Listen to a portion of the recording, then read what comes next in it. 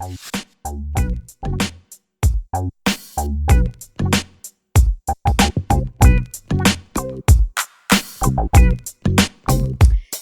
and welcome to HR Bytes, a podcast and video series to bring you stories of HR professionals who bring a think globally and act locally digital HR agenda to their work.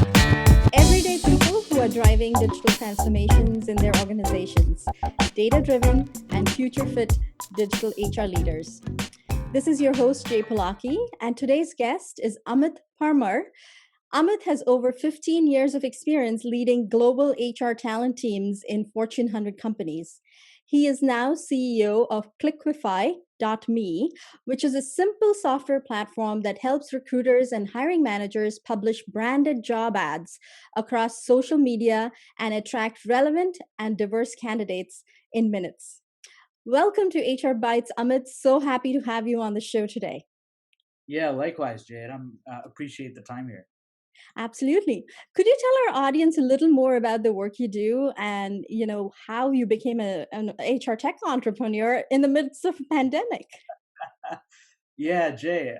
Look, I've always loved technology. I grew up as a technologist. My first job in HR was with IBM, actually doing PeopleSoft implementations way back, right?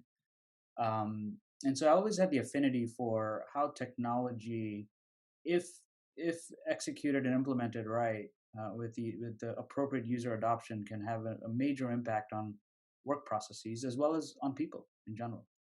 So Absolutely. that was really the basis for why we created Clickify. It's simple solutions to basic problems. Absolutely. And now that the entire focus of every business is a people first, digital first strategy, I think your product is very well positioned in the market to do great things. So all the best to you.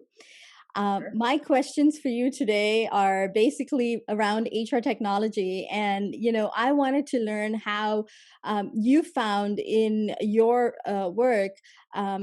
Tech adoption has kind of increased at warp speed within the within the HR function, and how has HR technology been adopted in HR functions, do you think, over the past year? Oh yeah. Look, I think we are the recipient, if you will, of the technological advancements that are going on, right? The fourth industrial revolution that all industries are facing right now, right? So, Mhm. and every major function in a company is really rethinking and relooking at how work can be done in a more simpler way. Either it's aided by technology, or in some cases, actually having technology do all of the work so that people can move up the value stream, right? And it's not just in HR, Jay, as I mentioned. It's happening in marketing and finance, accounting, you name it, right? And it's so we're at a very interesting point in our career journey as HR leaders and HR practitioners to really think about every little process or the work that you do. Can it be done? Number one, can it be eliminated? Right. Oh, let's not Right. talk about that. We don't want to scare people off. No, I'm just talking about work. I'm just talking about work, right? Not people, but just talking about work. So like, and frankly, COVID has accelerated our thinking from that perspective, right? Mhm. But really, you think about work and you say, okay, why am I doing this to begin with? And that's the first question, right? The second question is, all right, if it's important enough for you to keep doing that work, then how do I make it more efficient and effective through the use of technology, right? There's a lot of fanfare around AI and chatbots and all of that. I still believe personally that those technologies are still maturing and there are ways to go. But it is here. It's going to be impervious in our working lives as well as in our personal lives. So, as I think about work in general, it's really about looking at why are we doing this work the way we are. Number two, can we use technology to make it efficient and effective? And number three, which is the really important question as an HR practitioner, is all right. If I make technology, if I can free up some time for me, am I spending the time with business leaders, with employees to really understand the culture of the organization? How am I impacting the culture of an organization as an HR leader? Right. So the way I view technology is just really enabling HR people to do actually what they were meant to do to begin with, which is be more human. The H in HR. That's So right. That's right. And I don't think that's ever going to go away from my perspective. absolutely. And you worked in a number of big companies across industries, um, and you've implemented a lot of technology at those companies. What role has your social capital, your connections within the organization as well as outside the organization, play in generating, incubating, and kind of scaling innovation in your HR function? Yeah. Wow. Yeah. Social capital. The way I view social capital is in the terms of a casino. I guess you think about chips, right? Right. Right. Right. Uh, Yes. and that's how I always viewed social capital. Is you have a limited stack of chips, and how do you intentionally figure out where you're going to spend those chips, right? From a social capital perspective. So um, the way we have really thought about technology over the years, be it in HR or actually outside of HR, is how are we going to drive the adoption so that it becomes ingrained in the hearts and minds of our people, right? Hmm. And that's it could be any technology, right? Sophisticated or simple. The number one cause, based on my experience, of failure of any technology is user adoption and user experience, right? And Absolutely. so, That's the biggest. right, and you can have the best tech out there, but if you implement it without the appropriate change management, awareness, adoption, the change curve, right?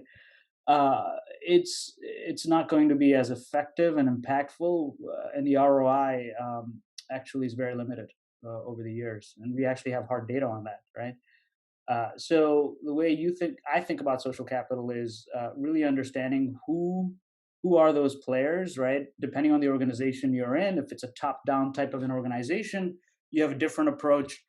If it's a startup, right, where we've got a bunch of folks doing different things, very entrepreneurial, it's a different approach, right?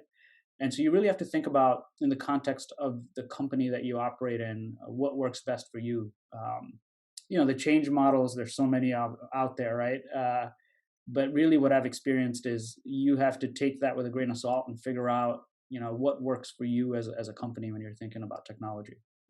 Love the analogy of the chips. And to me it's like, who's holding all the chips in the organization, right?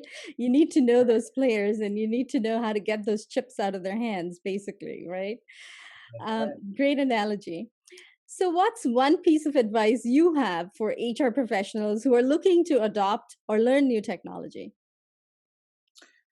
Yeah, wow. Look, there's in this day and age, there's an app that's created like every day, right? Probably multiple, probably thousands, right? And HR people, including myself and my previous roles, just get hit up with so much out there, right? So I think the key question, and when you're thinking about new technologies, it's how are you reducing the noise that's created by, it's all venture backed, a lot of the technology that's out there right now. So there's a lot of money being spent on marketing and so on, right? So what I would suggest, and this is how I learned how to really cut through all the noise, is just create a network of, to your point, Jay, with social capital, right? And we now have all the tools such as LinkedIn, Slack, and you name it. There's a plethora of tools out there to get connected with influencers as well as practitioners who've actually implemented this tech, whatever tech it is, and I just pick up the phone. Really, right? Back in the day, right? You actually say, "Hey, can I just talk to you for 15 minutes?" Right? Right? Absolutely. And it always Uh, worked. It always worked. yeah, yeah, and it still holds true, right? It could be text now versus talking, right? But that's okay. But really, just connecting with the people and saying, "Hey, I'm getting this tech being pushed to me. What do you really think?" Right? Of people who've actually used it and gone through that, and it's lessons learned, right? So I grew up in consulting. The first thing you learn is learn from other people's mistakes, right? Right, right, and that still holds true. If you want to really get plugged into technology, there's a lot of venues out there. A lot of great HR tech influencers out there who you can reach out to as well. They see a plethora of this in any given day. So that would be my advice, Jay. Great advice. And what do you think HR can do to prepare for this increase in remote work and hybrid work that, is here to stay for at least this year? I'm sure of that. What do you think about how we can prepare for Yeah. this? Yeah, look, it's been almost 8 months, right? Since we've, maybe even 10? a little longer, right? Right. Who's counting, right? I'm But counting. uh, but really, as we think about the role of HR, like I mentioned earlier, it's always been how do you create the human element, and now it's just a little different depending on the industry that you're in. It's about how do you create a highly engaged workforce. And to be honest, in certain industries, like in the tech industry where I grew up, we already had distributed workforces, right, around the world. So and not so much for, let's say, in the manufacturing industry, or maybe even in like the old school pharma industry, right? So uh, the advice I would have is really, think about going back to basics as an HR leader, right? Like how do you drive connections with people? We know the number one reason why people actually live, or not live, but stay in a company is who they work with, right? Live in a Uh, company. Yeah. right? Well, we practically live in the company, right? We spend most of Yeah, our yeah, lives in the company. So yeah, that yeah, would be yeah. that would be a good phrase. So it's really who you're connected with, and that's really the what I call the mesh, or the stickiness factor. Is how do you create, as an architect of culture, right? As HR, as well as leaders in general, how do you really start to create more camaraderie? There's simple things that, frankly, they're not new, right? You have Celebrate Awards, recognition awards. You've got all kinds of tools to get into engaging people better. Communication is always here to stay, uh, and we know, right? Simon Sinek always says, it's not the what, but really the how and the why, right? That you More got to the why communicate, than anything. right? The golden Right. circle. Yeah, absolutely, right? So, just going back to basics with that, it's easier said than done, though, because you've got people now who are, remote in many cases, and there's a whole question around the trust factor, right? We always believed that as an HR, as HR practitioners, is, hey, you got to be able to trust your people. But the same's got to be true for line managers out there as well, right? So how do you coach the line managers to think that way? I think that, now they've been in this world for the last 10 months, Jay, right? Uh, they're starting to learn that. I mean, that's what I'm hearing, and that's something that we just have to continuously coach, and then also talk to your people, right? I've Absolutely. always believed, Jay. Look, no pun intended to engagement surveys and so on, but they're a snapshot in time. I've always believed some of the best HR people I've seen is they literally just ping random 10 people, right? Who they know, right, relatively well, so people don't get spooked, like, why is HR reaching out to me, right? But folks who you've interacted with in your day-to-day job, and say, hey, just ask simple questions, right? Three simple questions. Number one, hey, how are you feeling today? Right. uh, Number two, what are you working on? Where do you think you're getting stuck, right? And number three, how do you feel about working with your people as well as your leader in general, right? Or leadership rather, so that way you're not pointing to their direct manager. Hmm. But those kinds of questions and the answers, you'll be surprised, and I'm sure the listeners here have much more experience than I do. It's that's always worked well for me. Just those three questions, just really getting at how people feel. Great, great pointers. Thank you for that. So that brings us to the fun part of today's conversation. It's our question connection round. And ready? Who's one person you've gained in your network in the last year that you think all of us should know in the HR tech world? Oh boy. So I will say one of the first analysts who actually did a podcast with about a year and a half ago with as well. Ben Eubanks is great out there. William Tincup is another gentleman in the recruiting tech world. Tim Sackett is another one. So those are the three who I've actually. I know you only asked about one, but Cheating, I'll cheating. give you A lot of people are cheating on this question. I know it's hard to, pinpoint one contact. We love no, but all our three friends. these three are the ones who've made time for me as I'm kind of, went from HR to being a CEO of a SaaS company. And they've been just amazing, amazing, sounding boards. Absolutely. What's your favorite HR podcast other than the one you're attending today? Jay, I'm going to age myself a bit. I'm not much of a podcast listener, to be honest. Okay. Uh, I'm just not, right? But I love speaking at them, just because there's a wider audience I feel I can share my experiences with. Well, you've got to listen to HR Bytes now. Come on. Yes, I will. I'm definitely going to sign up with that one. My source of kind of just kind of getting to know what's going on out there is just talking to HR peers. Right, like I mentioned before, I am old school from that perspective. I literally, ping them and I'll say, "Hey, so and so, what's going on in your world?" Right, and I'll have very specific three questions. And that's how that's how I try to gain knowledge and stay up to speed with what's going on in HR. Okay. And what's your favorite LinkedIn Learning or webinar related to HR tech that you've attended and you want everyone else to watch and learn as well from? Yeah, I would say there's quite a few there as well. But there's a lot of focus right now actually on diversity and inclusion. So there was one I should have prepared better for this, Jay. There I can come back to you with that. But there's one that came to mind around how do you use technology to make sure that you're not impacting equity and inclusion in your workforce. Absolutely. I We'll think link that in the show notes below. So if you send me the link, I'll link that in the show notes for everyone. sounds good. Thank you. hmm Given the upheaval of all things in 2020, what's one workplace trend that you think is here to stay? uh, Workplace trend here to stay. I would say uh, a more distributed workforce, right? Where it traditionally wasn't in industries, uh, and I would say that's and maybe even less travel. Right, right.